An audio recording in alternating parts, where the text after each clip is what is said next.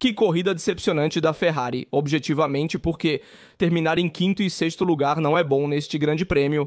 Ok, já começamos atrás, mas a Ferrari não mostrou ter o ritmo necessário para lutar na frente, pelo menos pelo pódio, que era o objetivo mínimo que havia estabelecido. Ferrari, Vasseur se conteve, digamos, em fazer previsões, mas objetivamente o que a Ferrari aspirava hoje era o pódio. Leclerc também tinha esperanças, mas no final o resultado não veio. Grande vitória de Russell, pódio incrível de Antonelli, o primeiro na Fórmula 1, e um pódio muito importante porque mostra uma Mercedes em primeira e terceira posição, graças também à retirada, obviamente, de Norris, que vamos comentar depois. Uma Mercedes que voltou, uma Mercedes forte e que, após as atualizações feitas, até a suspensão traseira se mostra na frente. Obviamente, o Canadá é uma pista muito favorável à Mercedes. Eles já haviam dito isso antes da corrida, então é normal que tenham ido tão forte. No entanto, precisamos analisar tanto o desempenho da Ferrari, o acidente de Lando Norris, quanto a situação de Verstappen sob o safety car, pois não estava muito clara. Eles deveriam ter dado a ele um ponto de penalidade? Então vamos ver todas essas situações juntas primeiro. Mas antes, inscrevam-se, ativem as notificações e deixem um like para não perderem nenhum vídeo do canal. Dito isto, quero começar imediatamente, começando pelo pódio do Kimi. Quero dar os meus parabéns diretamente ao Kimi. Não mencionamos ontem que ele já fez uma mágica na qualificação, mas hoje na corrida ele fez uma corrida espetacular. Rapazes, um ritmo incrível. Antes do safety car, ele estava mesmo assim colado em Russell, conseguiu manter um ritmo excelente, colocando Verstappen em dificuldade. Lembramos que Verstappen parou antes para se defender de Kimi Antonelli. No primeiro pit stop, mostro também o gráfico que nos mostra bem, de fato, Verstappen antecipou o primeiro pit stop na 15ª volta. Quando Kimi o alcançou, porque Verstappen estava tendo dificuldades com os pneus médios, estava superaquecendo, ao contrário do que Christian Horner pensava. E todos nós pensávamos que a Mercedes poderia ter dificuldades na gestão. Pneu. Bem, tanto Kimi quanto Russell, mas quero especificar, principalmente Kimi, conseguiram gerir bem os pneus e chegar perto de Verstappen. Obviamente, o Russell também conseguiu melhorar neste aspecto, porque Russell ele tinha um pouco mais de dificuldade na gestão dos pneus, e agora é muito bom em gerir os pneus. E a Mercedes melhorou desde que trouxe as atualizações na gestão dos pneus. No entanto, é importante destacar que quem me pressionou tem um 4 vezes campeão do mundo como Max Verstappen e conseguiu levar para casa o pódio. Eu vou mostrar a vocês a diferença antes, a gráfica apareceu, vou mostrar a diferença antes do safety car, porque nos mostra como o Kimi estava preso aos que estavam à frente. Russell liderava com Verstappen 2S4 atrás. Kimi estava a 2 segundos de Verstappen, então isso significa que ele estava a 4 segundos e 4 de Russell. Atrás estava Piastri, atrás estava Norris, que estavam colados, provavelmente sem o ataque de Norris, talvez Piastri teria atacado Antonelli, não se sabe, porém, vemos por este gráfico. Também Leclerc e Hamilton em 6ª e 7ª posição, antes da retirada de Norris a 15 segundos Leclerc e a 21 segundos Hamilton. Hamilton. Eu olharia mais para a diferença de Leclerc porque, de qualquer forma, Hamilton teve um dano no fundo por causa de uma marmota que pegou durante o Grande Prêmio. A Dami também explicou, por isso estava mais lento, tinha um dano no fundo. Mais uma performance da Ferrari bastante embaraçosa, podemos dizer, porque vemos a McLaren que continua sendo a referência. Verstappen consegue fazer a diferença na Red Bull, Mercedes que cresceu muito e agora está lá na frente. Ele fez um pódio extraordinário, primeiro Russell, terceiro Kimi. E a única equipe que não cresce objetivamente é a Ferrari. Perguntaram a Hamilton antes do início da corrida como estão indo as novas atualizações. Ele falou com a Ferrari e Hamilton disse: quais atualizações? Não há atualizações no carro, porque eles modificaram um pouco a asa dianteira, eles modificaram a asa traseira, mas não podemos chamá-los de atualizações. As atualizações eles são aquelas substanciais que podem ser levadas ao fundo, as suspensões, porém essas são pequenas modificações que foram feitas na Ferrari e não são suficientes para recuperar. Vamos falar claramente. Então, obviamente, como o próprio Lewis Hamilton definiu, este carro nasceu mal e é difícil de corrigir. É como alguém que tem dificuldade para dançar, que você tenta ensinar a dançar. Você entende que é um processo muito longo e nem sempre pode dar certo, então podemos dizer que é uma situação muito difícil para a Ferrari e também olhamos para a classificação, para comentar a situação em geral. E então também falamos sobre o World Endurance Championship, obviamente, porque precisamos fazer uma comparação. É inevitável, mas primeiro vou mostrar a classificação que coloca a Ferrari atrás da Mercedes na classificação dos construtores. McLaren à frente, com uma vantagem enorme de mais de 175 pontos de vantagem da McLaren sobre a Mercedes. E depois Ferrari, ultrapassada pela Mercedes na classificação dos construtores. A Ferrari está em terceiro lugar com 183 pontos, enquanto a Red Bull tem 162 pontos, 21 a menos, correndo com apenas um piloto. Porque no final, a Red Bull só faz pontos com Max, a Ferrari faz pontos com Hamilton e Leclerc. Vamos fazer duas perguntas e dar duas respostas. Se a Red Bull tivesse um segundo piloto à altura, estaria bem mais à frente. Então, neste momento, o balanço da Ferrari é claramente negativo, infelizmente, enquanto o balanço da Ferrari no World Endurance Championship é extremamente positivo, porque é o terceiro ano de vitória do World Endurance Championship das 24 horas. Le Mans, muita coisa, pessoal. Vitória de KU, B e CA, vou mostrar também o gráfico. Vitória de Kubica, que ganhou sua primeira Le Mans. É a primeira vez que um piloto polonês vence as 24 horas de Le Mans. Então, parabéns ao Robert, ele merece, um grande piloto com um talento enorme. Ele poderia ter feito a diferença na Fórmula 1 se não fosse o acidente que todos nós nos lembramos. E 3 vitórias seguidas nas 24 horas de Le Mans, 2023, 2024 e 2025. Uma Ferrari que está fazendo história no World Endurance Championship e precisamos dizer e lembrar disso. Mas também precisamos destacar que essa história não está sendo feita na Fórmula 1, pelo contrário, está sendo lembrada por suas performances negativas.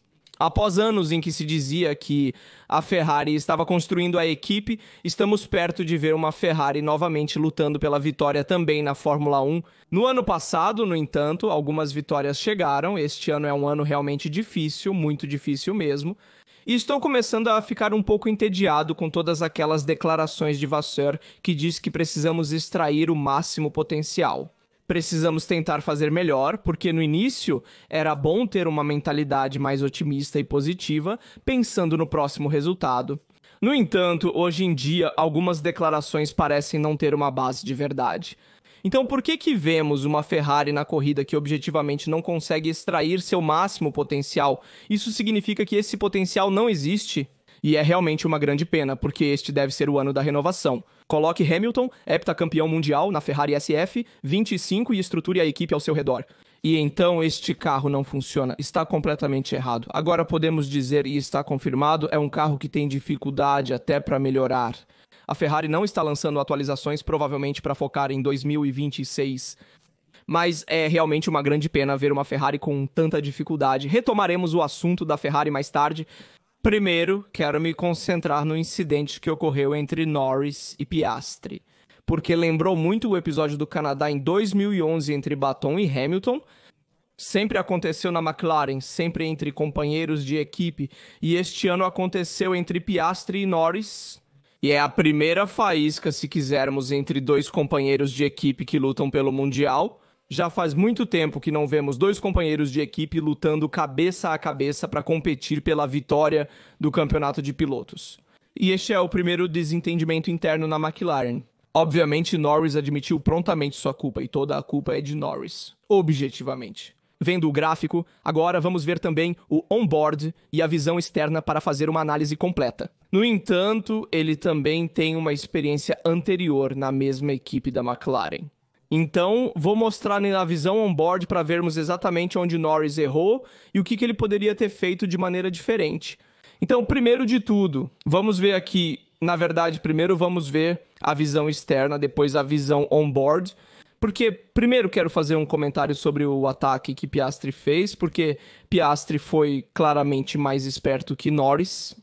Na verdade, vamos ver aqui com a visão externa. Eles chegam emparelhados, com Kimi à frente e já aqui.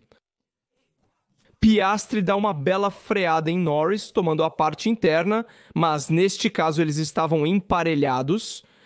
Na minha opinião, Norris errou ao conceder o interior aqui para Piastri e Norris errou ainda antes ao atacar Piastri na curva, porque tinha a possibilidade de atacar também Antonelli depois, e isso não aconteceu, porque então Antonelli acelerou. E obviamente depois houve a punição. no final pelo incidente de Norris, porém, Norris errou o timing do ataque. Ele poderia ter atacado Piastri antes, em vez disso tentou aquele ataque na curva, onde depois Piastri foi inteligente ao cruzar a trajetória, e então ele pegou o interior. E aqui ele conseguiu ultrapassar Norris, que também estava muito lento, deve-se dizer, e então Piastri passou à frente. E então o erro mais grave aqui de Norris, que tenta pegar o interior. O outro erro grave aqui de Norris é que ele tenta pegar o interior onde não há espaço. E Piastri nem sequer vai ao lado. Portanto, não há sombra de dúvida de que a culpa é de Norris. Mas se quisermos, outro problema é que Norris não foi nem um pouco inteligente ao atacar por dentro. Porque aqui na curva 1 é bem sabido que ter o interior é pior. É muito melhor ter o exterior na curva 1, que se transforma em interior na curva 2 e consegue pegar a posição, é matemático. No Canadá, vimos nos anos anteriores outros pilotos atacarem pelo exterior para depois pegarem o interior. E isso nos mostra como Norris, mais uma vez, não consegue suportar a pressão para lutar pelo Mundial.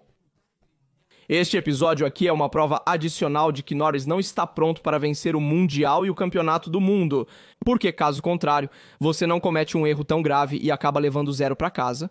Porque Norris levou 0 para casa, enquanto Piastri, estendido, levou para casa, se não me engano, 12 pontos. Este é um grave erro de Norris na perspectiva do campeonato de pilotos, porque Piastri também poderia ter jogado de forma mais agressiva no início da corrida. Mas ele sabia que Norris começava atrás por um erro que Norris já havia cometido ontem na qualificação, começando na 7ª posição. E Piastri, portanto, hoje jogou de forma muito segura, muito tranquila, porque sabia que seu adversário atrás no campeonato começava atrás. Com mais razão ainda, Norris chega, recupera, faz uma grande corrida e então chega perto de Piastri e se retira. Percebem? Alguém que quer lutar pelo título mundial não comete um erro assim. Vamos ver também a visão a bordo para comentarmos juntos e vermos também o que Norris errou. Da visão a bordo, vou mostrar primeiro isso, também a visão de cima e depois vamos ver também a visão a bordo. Esta visão de cima. Piastri cruza a trajetória e se posiciona por dentro na saída do hairpin. Vamos em frente, vejam o quanto ele freia mais à frente, depois olhem aqui. Norris também estava à frente de Piastri, mas aqui Piastri freia de forma impressionante em comparação com Norris, que freia muito mais devagar. Além disso, outra coisa que quero mostrar a vocês antes que aconteça, um detalhe, mas quero que vocês vejam. Quando eles abrem o asa móvel, Piastri o abre antes de Norris, mesmo estando à frente. Mas em termos de timing, eu queria destacar isso também. Aqui Norris estava até se alongando, provavelmente graças ao rastro de Kimi à frente ou do piloto à frente, se não dobrado. Não Kimi, ok, era Kimi. E então Piastri freia aqui por dentro, vai até longe. Aqui Norris pensa bem em cruzar, mas neste caso erra ao pegar por dentro. Então vejamos, aqui ele tem todo o espaço do lado de fora para pegar e pega por dentro. Ele acerta também a traseira esquerda de Piastri, aliás, houve também o risco de furo para Piastri, e então ele bate no muro. Um erro realmente banal, na minha opinião, mas até quem começa a correr na Fórmula 1 não comete esse erro, nem te conto quem quer lutar pela mudança do mundo. Até iniciantes na Fórmula 1 não podem se permitir erros assim. Um erro grave que resulta em 1-0. Vamos analisar a visão on-board e depois comentar sobre a classificação dos pilotos.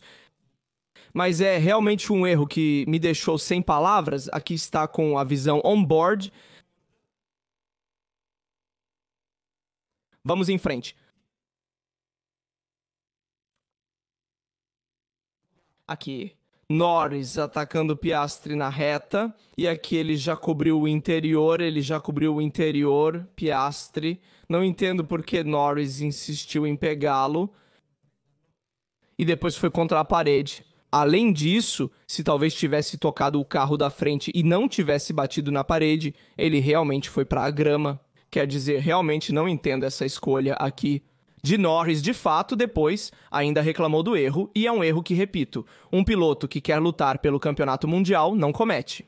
Situação classificatória. Vou mostrar como Piastri aumentou mais 12 pontos 198 contra os 176 de Norris e então há uma diferença de 22 pontos. Entendem bem que 12 pontos de 22 são mais da metade. São muitos pontos que Norris perdeu nesta corrida. É preciso tentar errar o mínimo possível, até porque a McLaren provavelmente tentará lutar pelo 1-2 ou pelo pódio de qualquer maneira. Em cada corrida, portanto, a diferença de pontos entre os dois pilotos dentro da equipe diminui. E, portanto, é normal que em cada corrida recuperar 22 pontos se torne mais cansativo. E são detalhes que quem luta pelo campeonato mundial não pode deixar de notar. São detalhes fundamentais. Sinto um pouco por Norris porque ele é um bom rapaz, mas caramba. Piastri se mostra cada vez mais lúcido, cada vez mais frio nessas situações e também consegue gerenciar, ter um pouco mais de talento, se quisermos, em colocar o carro na frente na qualificação e não cometer erros quando precisamos fazer a volta certa. Lembremos-nos também do que aconteceu com Norris em Jeddah, então parabéns a Piastri e azar para Norris que cometeu este erro. Eu também chamo a atenção para Verstappen com 155 pontos contra os 176 de Norris. Portanto, temos uma diferença de 21 pontos entre os dois, que é menor do que a diferença de pontos entre Norris e Piastri. Verstappen com um carro claramente inferior ao da McLaren, enquanto lá na frente temos Russell com 136 pontos à frente de ambas as Ferraris e Kimi, que também está alcançando Hamilton.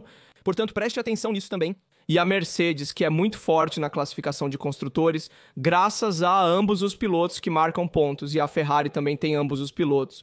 Como mencionei, a Red Bull enfrenta dificuldades com apenas Max pontuando para a equipe, tendo 162 pontos no total, sendo 155 de Max. Em suma, 7 são apenas os pontos feitos pelo segundo piloto da Red Bull. Dito isto, vamos ouvir também as rádios das equipes feitas pela Ferrari, fazendo um parêntese agora ainda sobre a roça, porque quero comentá-las com vocês. Isso é o que Leclerc disse sobre suas paradas feitas neste grande prêmio. Eu não entendo essa escolha, porque temos que ir para os boxes, porque fomos para os boxes, estamos no plano B. Eu disse ok, mas eu estava apenas dizendo que os pneus estavam bons. Leclerc não é ouvido dentro da equipe, e isso é muito grave. Além da estratégia certa ou errada, que eles também veem internamente, existem briefings para preparar tudo. Houve, no entanto, um graining mais alto do que o esperado. E então vimos também a parada antecipada de Verstappen, que resultou em uma série de pilotos que pararam. Porém, além disso, da estratégia correta a ser feita. Leclerc não é ouvido dentro da equipe, não se sente suficientemente apoiado pela equipe. E isso seja porque o carro não responde, então o carro não funciona como Leclerc gostaria. Mas também porque eles não ouvem o que o piloto diz, seus sentimentos. E eu vejo isso tanto com Leclerc e Brian Bosden, então em engenheiros de pista, mas também do outro lado com Hamilton e Ricardo Adami, que Hamilton diz: mas o que aconteceu com o meu carro? Você teve um dano? Disse Ricardo Adami, e provavelmente foi uma marmota que você atingiu, você perdeu na curva 9 e 10, mas você pode sentir que há um pouco de atrito entre os dois. Hamilton provavelmente está um pouco angustiado com o carro que não funciona, e sobre isso há uma leve divergência entre os dois pilotos. Leclerc tende a ser mais otimista, como demonstrado ontem. No sábado, ele disse que estava furioso por ter perdido a pole e disse: sem aquele erro cometido na curva 6, eu poderia ter lutado pela pole position. Então parecia que o carro era forte, competitivo. Hamilton, por outro lado, diz: não há atualizações, o carro não está funcionando como gostaríamos e estou a 6 décimos da pole. Então façam as contas vocês mesmos. Em suma, são duas visões um pouco diferentes sobre como está o carro. Neste momento, talvez eu concorde mais com Hamilton que Leclerc está fazendo aqui a diferença no monoposto, mas o carro não está funcionando. E isso se reflete em um clima de negatividade dentro da Ferrari, que também resulta em comunicações não tão boas, né, se quisermos definir assim, entre Leclerc e entre os engenheiros de pista e Hamilton e os engenheiros de pista. Portanto, por isso vimos ainda mais confusão nas comunicações de rádio da equipe durante a corrida. E eu também quero chamar a atenção para a comunicação de rádio da equipe de Verstappen. Sob o safety car no final da corrida, Verstappen ultrapassou Russell. Isso não deveria ser feito e Verstappen, George, ou seja, Russell, freou abruptamente de maneira agressiva. Então, por isso eu o ultrapassei. Eu não queria, mas eu ultrapassei. E então a Ambiasa respondeu: entendemos, vamos ver, faremos uma verificação. De qualquer forma, isso também se reflete na atitude de Max, que provavelmente queria pressionar George e ele freou. No entanto, isso poderia ser uma desculpa de Max, porque eu acho que Max queria pressionar mais Russell. Russell que, ou talvez até mesmo Russell, ele vai querer jogar mais estrategicamente, freando. No entanto, não é responsabilidade de Russell, é Verstappen que deve ficar atrás, o piloto à frente, é ele que é responsável por manter a distância de segurança do carro à frente. Se você vai ultrapassá-lo e então ele freia e você passa na frente dele, é um erro de quem está atrás. Quem está na frente pode ditar o ritmo que quiser, e então há um pouco dessa situação. Cuidado que basta um ponto na carteira para ter uma desqualificação. Na minha opinião, provavelmente este ponto de penalidade não será dado. E então Verstappen se safará mais uma vez, se quisermos. Mas bem, nasceu assim também porque quem assume a responsabilidade de dar esse ponto na carteira para o Max, que depois explode, com certeza. Dito isto, analisamos todas as situações. A corrida foi um pouco monótona devido precisamente a muitas estratégias que se seguiram. Poucas chances de ultrapassagem devido à pista estreita. E os ritmos eram muito semelhantes, agora vemos qualificações muito acirradas, com diferenças de milésimos, e depois ritmos de corrida muito semelhantes entre os vários pilotos. No entanto, devo reafirmar que um quinto e sexto lugar no final da corrida, com a desistência de Norris para a Ferrari, é objetivamente um resultado negativo.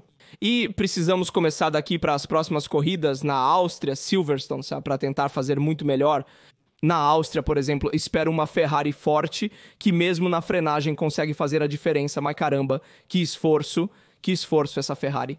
Este ano esperamos que possa haver uma melhoria com o novo fundo, com a nova suspensão que deveriam chegar tanto na Áustria quanto em Silverstone. Veremos quando eles estrearão. É uma situação muito negativa, especialmente ao ver todas as outras equipes melhorando. E a única equipe que está sempre lutando é a própria Ferrari. Além disso, vou mostrar também como dentro da Ferrari estávamos olhando para as 24 horas de Le Mans, que trazem resultados positivos para a Ferrari.